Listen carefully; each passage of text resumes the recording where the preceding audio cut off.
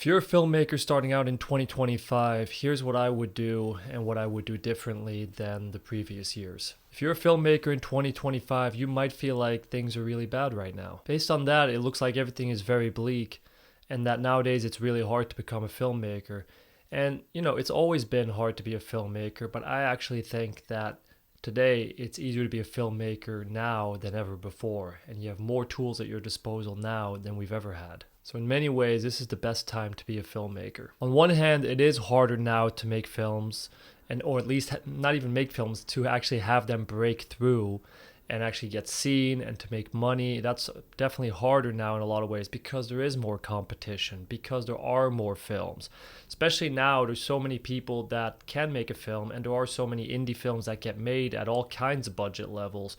If that's 50,000, 40,000, 100,000, 1 million, there's just a lot of people making a lot of indie films, so it's harder to cut through the noise, especially if you don't have some kind of big name attached or anything like that. So like most indie films.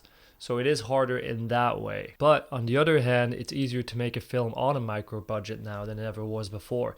It used to be the exception that you could make a film for 50K, 60K. Now that's pretty commonplace. So there's a lot of people that have made films for that budget and less, much less. And I think that's something that now, because of all the technology that we have, all the resources that we have, you are able to pull off a really high quality indie film for potentially less than 100,000 that can look like it's a much bigger budget. I've seen films around 100,000 that look like $1 million film, and that's definitely more possible now than ever before. But how do you adapt now in 2025? What do you need to do differently? And that's kind of what I want to go over now in these 4 points, in what you can do differently to really make sure that you stick out, that you succeed, that your indie film has the best shot of doing well, not only getting seen widely, but also making back the money for your investors. First, you have to have a really, really big belief in your film, in your story. That is the biggest thing, because it's really hard making a film, and it's also a very collaborative medium, which means you have to get other people on board, not just cast and crew. You also have to get investors on board and have them believe in the movie, so they invest in movies. So the number one thing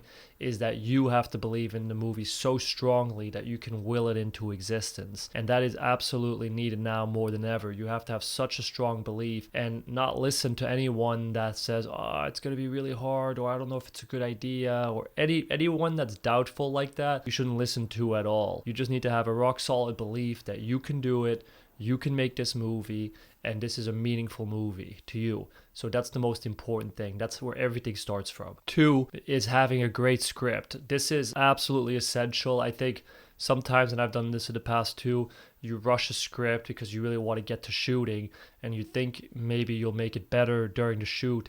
That's almost never the case. There's obviously exceptions, but most of the time, if the script is mediocre, the film is going to be mediocre at best. So it's really important to get the script perfect. If you're writing it, just means get as many notes as you can, professional notes from people that you trust, that that do this for a living, or if you don't know anyone like that, then get notes from a service. There's so many services out there now that give professional notes, and that doesn't mean you have to listen to every note, but it does mean that take it into account and see how you can make it better, and then really be perfectionistic to getting it to where you want, where you feel like this is the best version of the script. Don't rush that. Make sure it's perfect. And then 3, this might conflict with point 2, what I just said, is point 3 is make sure you set a deadline. And obviously there's a balance between, getting the script in a perfect place and having a deadline and basically shooting it. That's always a super tough balance, but I think from the start you have to set a deadline, because there's so many directors, writers, filmmakers that have a story, that have a script, and everyone has an idea of when they're going to shoot, but they don't have concrete plans. So it just feels like everyone else that just has an idea or has a script, and there's so many of those. So there's no concrete plan behind that. I think the best thing you can do from the start, even before your script is finalized, before you have cast and crew on board, is set a deadline and work towards that. That will make the goal very concrete, not just for yourself, but also for people that will come on board. It's way easier to get investors if you're saying, okay, August 15th is when we start shooting, because it makes it real. In a lot of ways, you're willing it into existence. So you have to set a date, even if you don't have anything yet. Work towards that and get everyone geared towards that. Same with cast and crew. It makes it more real for attaching, especially cast, if you are setting a shoot date that is kind of close.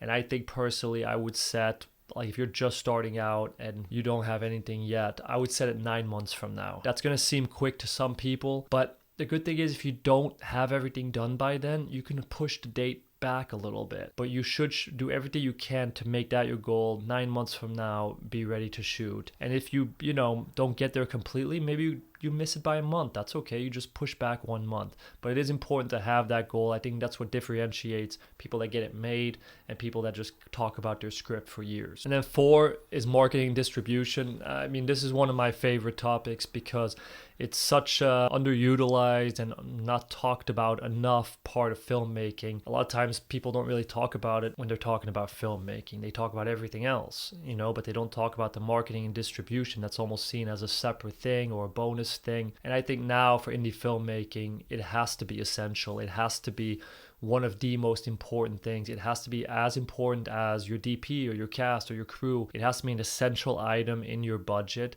Even if you have borderline no budget or no budget, figure out a way to get something saved on the side for that. And if you don't have it up front, that's okay too. What you can do is, because it's not really, you don't need it right away, the marketing budget, you can start saving them even when you're shooting. If you're shooting and you just shot and you just blew through your budget, that's okay. Then maybe you start saving then. Then while it's in post, while you're editing it, you have another 6, 7, 8, 9 months, who knows how long. Basically save every month, and every dollar there helps. So even if you just save, let's say you're making a movie, a micro budget movie, and you're making a movie of 50K or 100K, if you still can save in 9 months 5,000 or 10,000, that will make a huge difference to your film and how well you get it out into the world. And then distribution wise, this is super, super important, and something that I've been doing now as a producer's rep is getting it to every distributor that you can. Don't just give it to and do it directly. Do it yourself, and if you don't do it yourself, maybe get a producer's rep like me on board. That's way overall less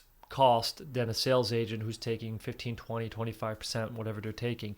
So I think it's important, in my opinion, learn it so you can do it in the long term, but go directly to distributors. Don't pay 15, 20, 25% because you're already going to pay 25, 30% to a distributor. So you don't want to be giving 50% of your revenue in that way. So if you're going directly to distribution, which you can do, and you're hitting up 200, 300 distributors, which is way more than a sales agent will do for you because they have a lot of films. They don't have the time to do as much as you could do for it. And I learned that in this film myself, this past film I sold, is I went out to hundreds of distributors worldwide, US, Australia, Germany, Japan, South America, everywhere. And the biggest thing I learned was that you have to hit up everyone to get the best deals, and if that's minimum guarantees or even just enough distributors so it's a nice worldwide release and gets seen the most, it helps with both of those things. So I would keep that in mind. I think for most indie filmmakers, you're also going to want to sell individual territories. You're not going to want to do a worldwide deal. Unless, of course, you make an amazing movie and you get like an A24 and Neon on board, then yeah, of course, then